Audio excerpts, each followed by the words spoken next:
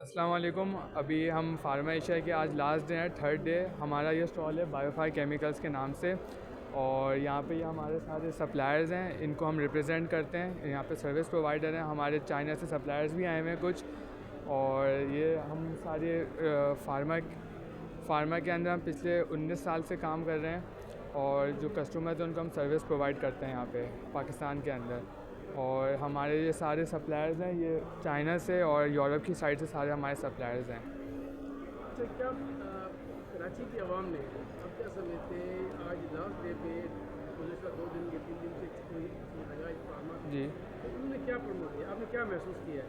नहीं, कस्टमर्स का फीडबैक, अहमियत दे रहे हैं ज़रा जी यहाँ पे बहुत अच्छी हमारा फीडबैक मिल रहा है। कस्टमर्स का फ़्लो भी बहुत ज़्यादा अच्छा है तीनों दिन, और कल तो बहुत ज़्यादा अच्छा फ़्लो था कस्टमर्स का। तो और हमें बहुत अच्छी अपॉर्चुनिटीज़ मिली काम करने की यहाँ पे।